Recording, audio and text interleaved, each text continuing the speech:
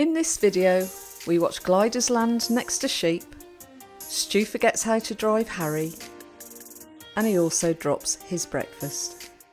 You are ready for a different kind of life. You're silent, bold, the wind is cold. You must return to the wild. It's been 6 months since we've driven Harry, and it soon becomes quite apparent how much we've forgotten. I've got everything. Navigation. How do I reverse? And yes, don't worry Stu, no one is behind you. I don't know how to drive. And at last, we are finally out in Harry in the Shropshire sun, and it feels so good driving in the dappled sunlight.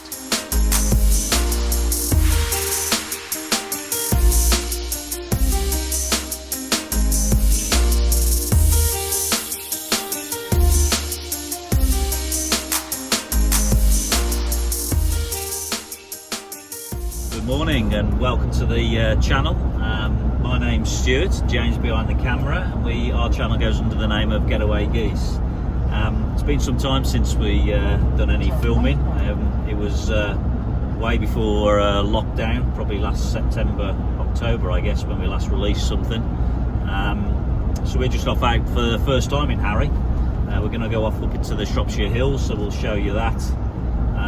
And I also want to just take this opportunity really to thank all the subscribers and those of you that give us a thumbs up and watch the videos and also comment. It's great to hear the comments on that and exchange. Been quite surprised actually with not putting content out, the amount of subscribers and comments we've got, and I think it's because probably people are interested more and more in campervans and therefore looking at various channels, so I really appreciate that. So you know, I guess what have we been doing for 6 months? I think it's like everybody else really. We got into the mode of lockdown. We've been doing quite a bit around the house. We decided not to put any content out. I only wanted to put content out related to Vanlife because we weren't doing it. We took a break from it really. So yeah, been like everybody else, been doing a lot of work from home, you know, working remotely. So that's been longer hours actually. I think like most people, that's changed for me how I work. I've obviously been trying to do some exercising, so I actually got into an initiative from work where we try to walk around the world virtually. So we managed to do that. So I've been walking now every day, only 4k a day, so it's about 40 minutes a day for I think it's about 90 days now. So that's been good because that's kept me fit, and also mentally it's kept me great being out there in the fresh air. Lockdown was harder for some more than it was for others. Unfortunately I can't play the audio to this, but believe me, it was as painful to listen to as it is to watch. And as lockdown progressed, he started cutting down trees with his manual chainsaw. And then also from an interest perspective, I've got into, Jane bought me a nice little present for Christmas, which was our, you know, making IPA beer. So it was a kit beer basically. So I made my first batch and that was quite successful. Actually it was quite nice tasting IPA beer, which means I haven't got to buy it. So there's about 40 bottles per batch, and I've just done my second batch. Probably lasts me about 12 weeks. I'll probably have 3 or 4 bottles a week, that's all. So I really enjoyed that. So that's the thing I've learned there. I think the other thing I've got into, I've always been into DIY, but we've got a loft conversion. So we've converted one of the rooms in the loft into a workshop come, what else Jane would you say? It's a come chill out room. Bar. We're going for a bar. Nightclub. So Jane was a bit horrified because I think it grew a bit arms and legs because I've been building cupboards and worktops, and we had a delivery from Wicks on a big Arctic lorry with scaffolding boards. So the amount of weight that's gone up there, I think we're a bit concerned we might end up on the ground floor at one point, but that's all come together, and I've used a bit of creativity there and used my router to do some carving, and got some geese on the doors that you'll see.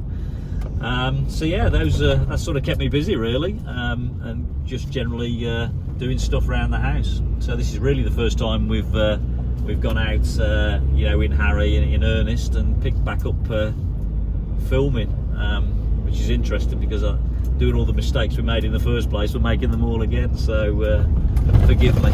Our location is the hills above the Shropshire town of Church Stretton, and I must admit we're a bit gutted that we can't stop the night as we have to get back. When we finally reach our destination, it's glorious sunshine and blue skies and no one is around. It is absolutely perfect. But wait, first of all, Stu needs to park Harry, so here we go again. And just to show how bad you are at parking, you've got a great big area. Look, me and parking don't go well. Do we want to put the ramp set?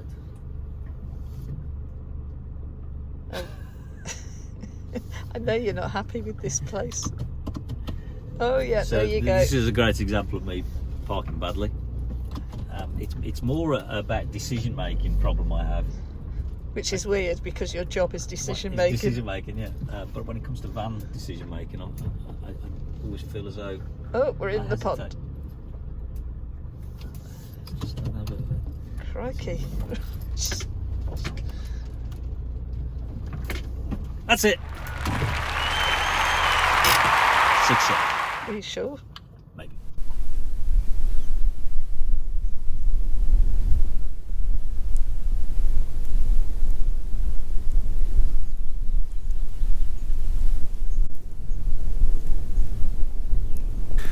Oh, it's great to be out in it.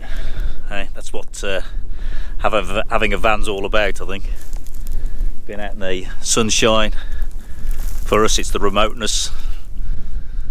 We don't like people sometimes. No, we just like to be on our own, chilled out in the landscape. All the lambs out at the moment.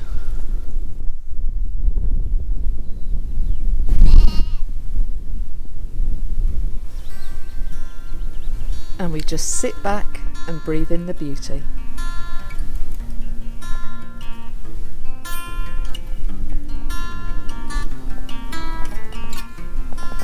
Mr. Heron keeps a close eye on us. Stu gets the drone out and it's been so long he has to remember how to operate it.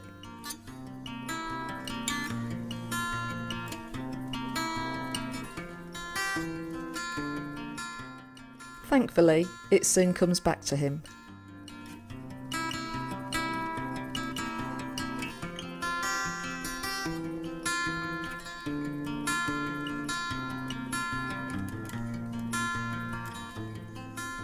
We're always excited to watch the drone footage back and you can see what's in the landscape, because some of it is absolutely stunning. And how beautiful is this country?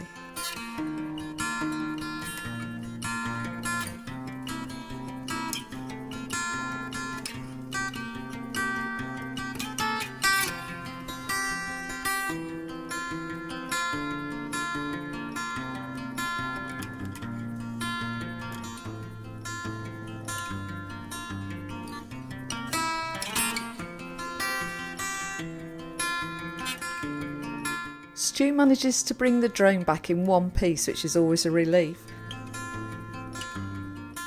And how pleased does he look with himself, even if he does look like Norman Wisdom with his hat on the skew. So basically, you've forgotten how to do everything. I've forgotten how to do it. Kettle on, that's all that matters.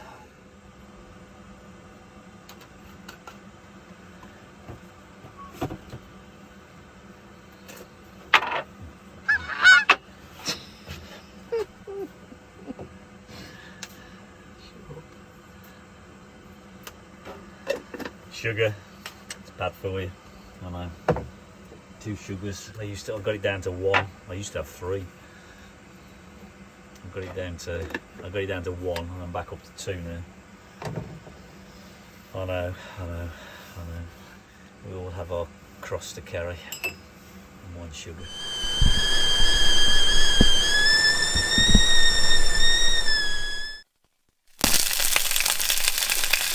We are literally like 2 bumbling idiots. Sausage is we've had a flyer. It's gone on the floor. We're all over the place.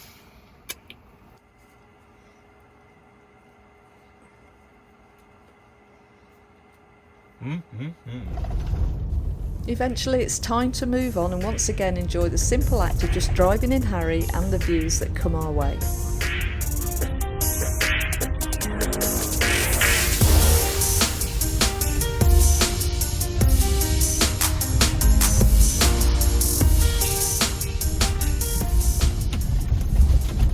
So we're just moving on, done a bit of filming, got the drone up. It's the first time I got the drone up for again about 6 months. So learned how to do that again. So we're just going to move to a slightly different location, and we're going to have some lunch there a bit later on. Probably go for a short walk as well in the sunlight. Emphasis on short. So yeah, nice to be out. I must say one thing about the van is you were saying about what we do in the van. We never ever get bored, do we? We never get bored. I don't know why. You're like, how can you spend days on end in a small confined space, and yet there's always something to do? Yeah, it's you know, obviously you're right in a confined space. You know, Jan and I actually don't like each other generally, so so we do really well. So actually coming into a van and spending this But time. we don't fall out, do we? Or get on top of each other's on each other's nerves, or it's amazingly, because it is. I think you have to find a way in a van, don't you? You know, you have to find your own space, your own time, and I think, you know, again, we can do that in Harry, as daft as it seems. But that was my biggest worry when we got the van, is that it'd be 5 to 6 months, and then the lack of space would start getting to us. Because the most time we go out is in winter, so we don't spend a lot of time outside the van. See, it doesn't transpire that way, to be honest. We've at the end of the day, you can always step outside the van and go for a walk at the end of the day, you know, if you need to get clear your head and that.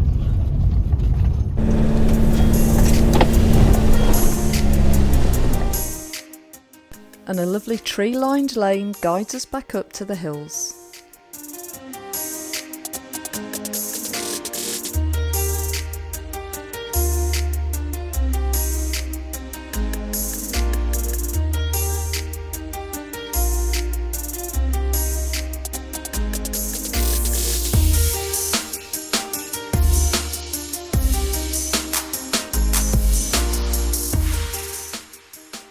Now this is where I grab the seat as the road falls away to our right, and I'm constantly reminding Stu to focus on the road because he's too busy enjoying the view.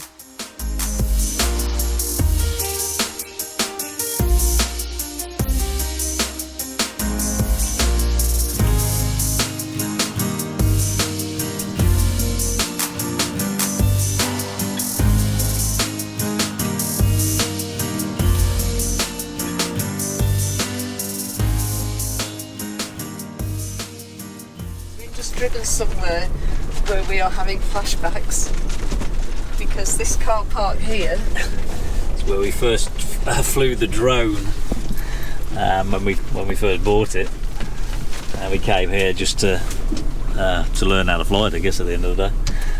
And so we flew around here. There's a very early video, and we then decide to, because the drone will track a vehicle.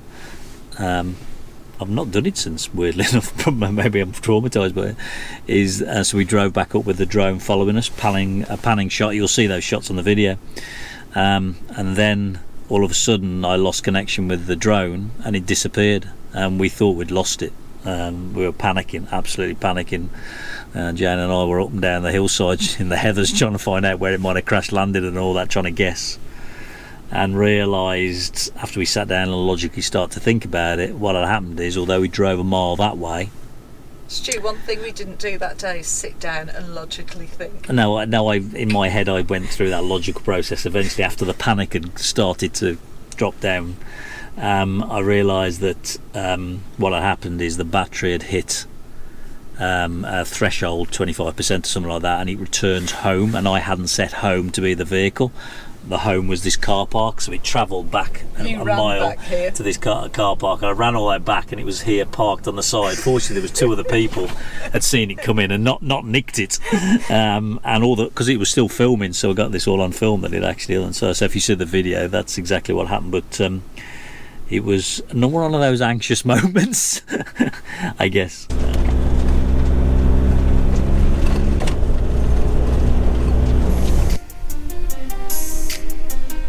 And as you can see as we arrive at our lunch spot, what another fantastic view we've got. So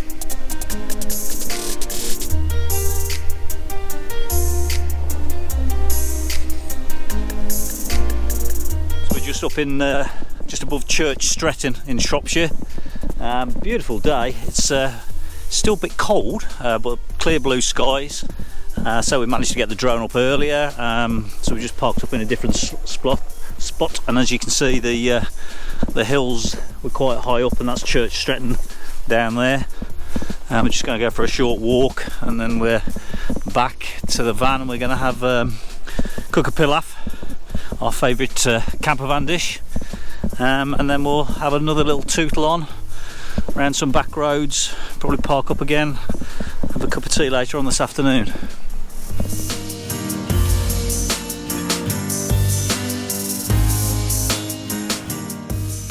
Wild ponies have roamed these hills for centuries, and as such they're incredibly tame, and it's easy to see why they're so popular with amateur and professional photographers alike.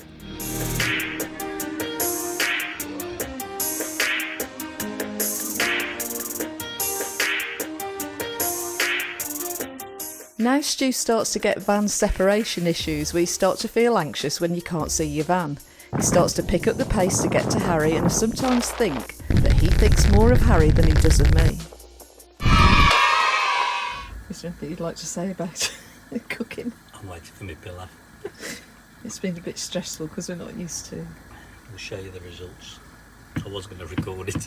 It was too stressful. It was too stressful. We're not used to cooking in a confined space, are we? That's the problem. That's a pilaf. Are you pleased with that? Chicken, no, it's not a bad one. I forgot to bring any chilli powder, so I'll put extra pepper in just to get a bit more heat.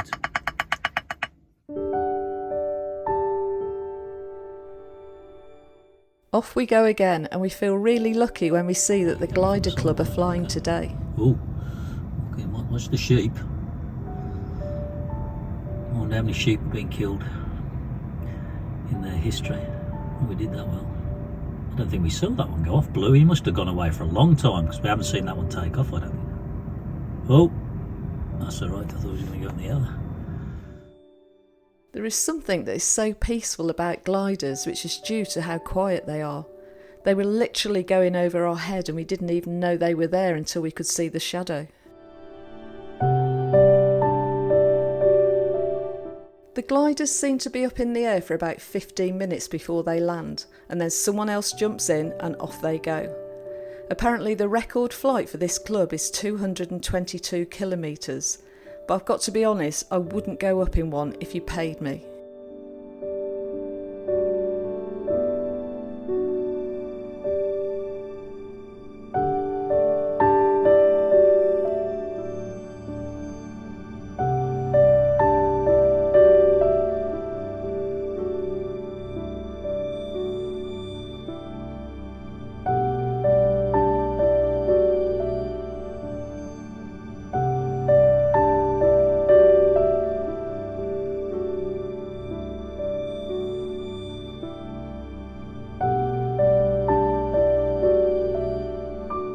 And so we head home, and once again Stu takes me on a white knuckle ride down an even larger drop. It's been a great day though, so come back and watch tomorrow for part 2. Silent